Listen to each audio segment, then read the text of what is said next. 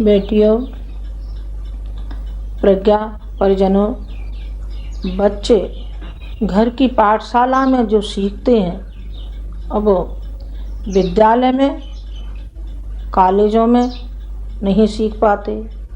घर की पाठशाला में कौन मास्टर होता है उनकी होती है माँ और उनका होता है पिता। पिता और माता जैसा चाहें बच्चे को उसी तरीके से बना सकते हैं। बच्चा होता है गीली मिट्टी की तरीके से, जैसा चाहें उसको वैसा ही बना सकते हैं। कुम्हार होता है, मिट्टी होती है और सांचे होते हैं मिट्टी के, और जब चाहा किसी में मोर बना के रख दिया, किसी में कबूतर बना के रख दिया, किसी में बंदर बना के रख दिया। किसने बना के रख दिया? कुम्हार ने। क्यों? मिट्टी तो एक ही थी ना। और तरह तरह का कैसे बन गया? तरह तरह का इसलिए बन गया क्योंकि उनके जो सांचे थे वो अलग अलग प्रकार के थे। बच्चे जो संस्कार पाते हैं वो बाहर नहीं पाते, वो विद्यालय में नहीं पाते, वो स्कूलों में और कॉलेजों में नहीं पाते। शुरू से लेकर के जब से बच्चा जन्म लेता है और 5 वर्ष की उम्र तक जितना उसको शिक्षण मिल जाता है, वो इतना शिक्षण मिल जाता है कि न कॉलेजों की ज़रूरत पड़ती है, न विद्यालय की ज़रूरत पड़ती है। वो अक्षर ज्ञान के लिए ज़रूरत पड़ती है विद्यालयों की, और स्कूली शिक्षा और किताबी शिक्षा के लिए पड़ती है। जो संस्कार मिलते हैं वो माँ से मिलते हैं और पिता से मिलते हैं। शकुंतला का उदाहरण है, जब भरत छोटा था तो उनके गुरु ने ये कहा था कि चलो तो हमारे आश्रम में रहना।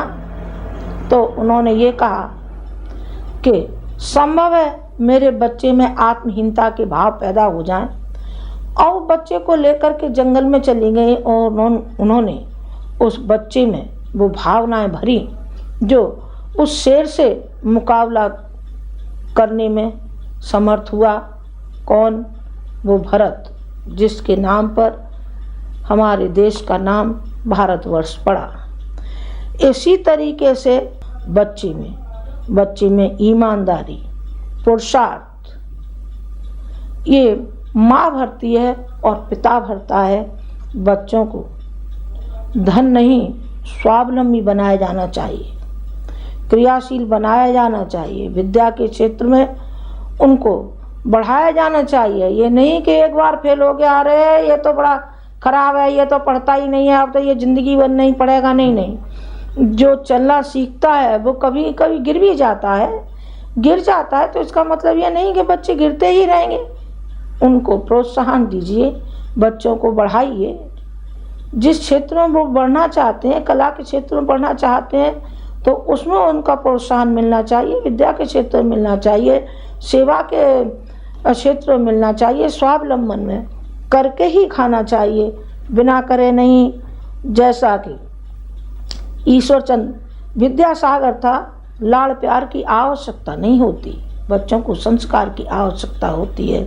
ईश्वरचंद विद्यासागर, उनको 300 रुपये मिलते थे, लेकिन 50 रुपये अपने लिए रखते थे, बाकी के 350 रुपये सारे समाज के लिए, स्कूल के बच्चों के लिए दिया करते थे।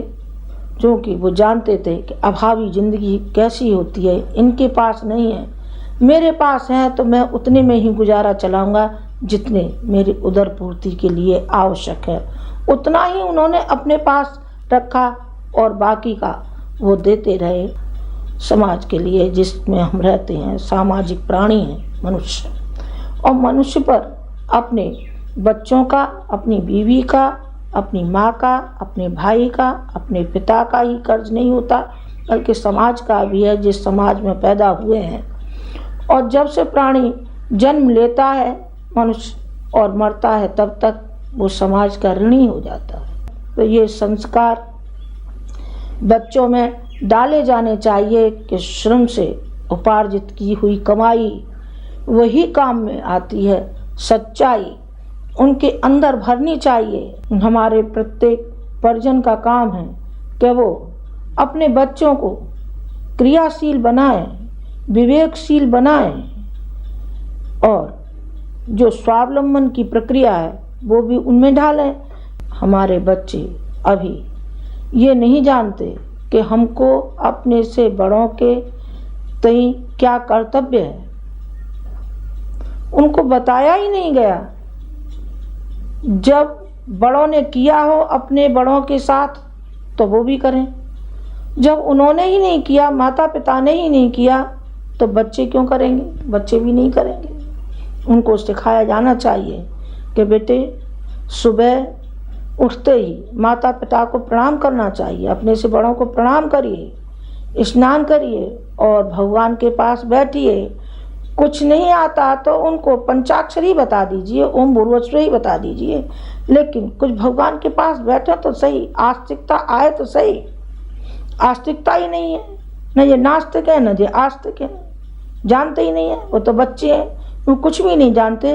उनको तो ढाला जा सकता है, ढाला जैसा हम चाहें वैसा ही हम अपने बच्चों को बनाएंगे तो ये पाएंगे कि आगे चल कर के इन्हीं बच्चों में हमारे भगवान बुद्ध भी हो सकते हैं, गांधी भी हो सकते हैं, और न मालूम हमारे इन बच्चों में कौन कौन हीरा उत्पन्न हो सकते हैं और कौन कौन इनमें क्या क्या महापुरुष उत्पन्न हो सकते हैं।